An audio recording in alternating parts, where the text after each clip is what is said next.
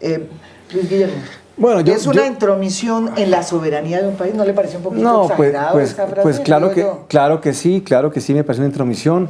Mire, a la ONU le da a uno la mano y le acaba agarrando el codo y se mete en cosas que no se debería meter. Si Colombia se organiza de una manera, digamos, con su policía históricamente en el Ministerio de Defensa, es un tema colombiano. Es más, le ha funcionado bien a Colombia cuando las policías, por ejemplo, son policías en el Ministerio del Interior, como por ejemplo pasa en México, son policías regionales, pues tenemos toda clase de desastres. Entonces, lo de México no es comparable porque hay una federación. Claro, y también hay policía... hay 18.000 policías. Exactamente, y eso es un pésimo modelo. Sí. El modelo colombiano en sentido es muchísimo mejor. Entonces, creo que... No es como comparar peras con manzanas. Pero... No, pero digamos... Naciones Unidas no se debería meter en temas que son netamente de la órbita de los países, que se organicen de una manera debido a temas culturales, a temas históricos muy particulares y temas que en el caso colombiano con la policía funcionan. Entonces creo que se tiende a exceder. Mire, es que Naciones Unidas tiene aquí un galimatías de agencias. Hay 11 agencias de Naciones Unidas funcionando acá, con programas completos. Hay casi que 26 agencias y programas de Naciones Unidas funcionando en Colombia. Es una burocracia monumental que se quiere meter en toda clase de cosas y que está buscando, digamos, una justificación de su presencia en el país. Y yo creo que no solamente este gobierno, sino también los gobiernos pasados. El gobierno pasado, por ejemplo, también fue, digamos, en cierta medida crítico de la expansión de Naciones Unidas en el país y esta idea un poco de querer cogobernar. Y creo que eso es... ¿Usted cree que...? No, claro. Naciones Unidas tiene como ese ADN en alguna parte. Cuando los países son generosos y abiertos y serios como el colombiano, entonces intentan, como decía ahora, agarrarle el codo. Pero cuando son dictatoriales y cuando son agresivos, como el gobierno venezolano, por ejemplo, entonces ahí sí no se atreven. O como el gobierno ruso, como el gobierno chino, o inclusive como el gobierno de los Estados Unidos, que no es dictatorial, pero es un gobierno pues que tiene un poder muy particular. Entonces creo que eso también hay que plantearlo simplemente porque yo no veo aquí a las Naciones Unidas como, digamos, o una mansa paloma o una institución pues que solamente quiere hacer el bien y realmente no tiene ningún tipo de equivocación. Aquí hay elementos que yo creo son muy graves y que vale la pena que discutamos. Porque, digamos, ponen o revelan aspectos de la situación colombiana que vale la pena reflexionar. Una afirmación que hace el informe, por ejemplo. En los sitios donde hay más presencia y aumenta la presencia de la fuerza pública, aumentan y están aumentando los asesinatos y los homicidios. ¿Eso quiere decir que es la presencia de la fuerza pública la que motiva ese aumento? No, pero evidentemente lo que está mostrando el informe es que en Arauca, en Catatumbo, en el sur del Cauca, perdón, en el norte del Cauca y en el sur de Córdoba, la presencia de la fuerza pública no está siendo efectiva. ¿Y quién está ahí? Está el ELN y las bandas criminales. Pero por supuesto no está fuera de discusión.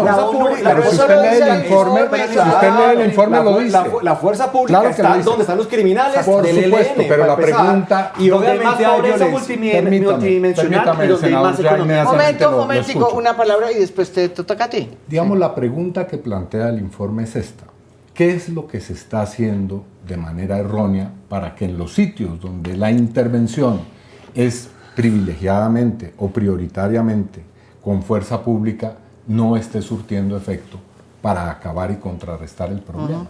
Esas son preguntas y inmediatamente hay otros asuntos que plantea el informe. Dice, donde más hay asesinatos de defensoras y defensores de derechos humanos es donde el Estado hace menor presencia social. Voy a leerlo para que vean que es curioso esto. Mire lo que dice el informe. Dice, la tasa nacional de homicidios del 2019 fue de 25 por cada 100.000 habitantes, lo que indica la existencia de un nivel de violencia endémica. Registramos 36 masacres, la cifra más alta desde 2014. El Ejército de Liberación Nacional continuó incurriendo en infracciones al derecho internacional humanitario. Grupos criminales como el Clan del Golfo, los Caparrabos y la mafia, así como organizaciones criminales transnacionales, emplearon extrema violencia en la disputa por el control de las economías ilícitas. hay la intención por parte del presidente Duque de alguna manera acotar Total, la a eso manera iba. como se va a ejercer este mandato, porque lo digo porque ya sabemos que Mandato de las incluso Naciones Unidas. la idea hay un problema muy serio ahí con Alberto Brunori, su sucesor.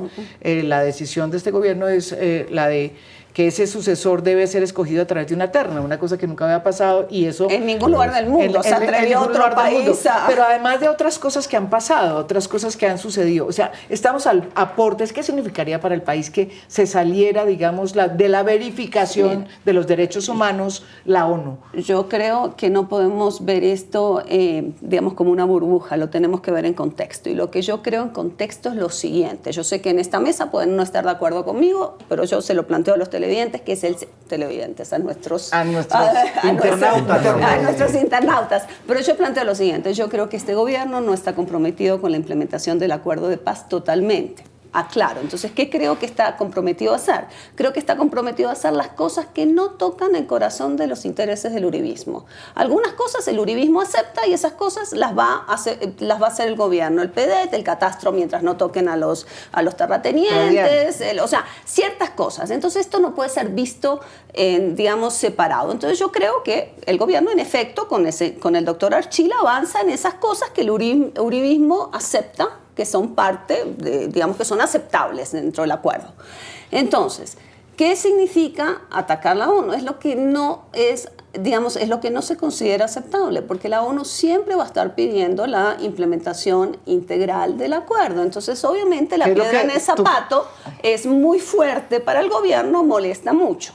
Únase a eso que lo que uno llama el retorno al pasado, que para mí es evidente el retorno al pasado, a mí me parece que estoy viviendo en un déjà vu, o sea, eterno, así que de 4 años, que ya vamos en 2, me quedan 2 más, ojalá queden solo 2, pero digamos, es que es un déjà vu eterno. Todo esto ya lo repetimos, y lo repetimos con las mismas figuras. Adriana Mejía hizo lo mismo cuando estaba viceministra de multilaterales bajo Jaime Bermúdez, que es cerrar las puertas, cerrarse al escrutinio, cerrar. Pero Uribe ni siquiera ha sido... Nunca habló así, o sea, nunca. Uribe Uribe daba Duque, duro a la ONU, pero mantenía las formas. Sí,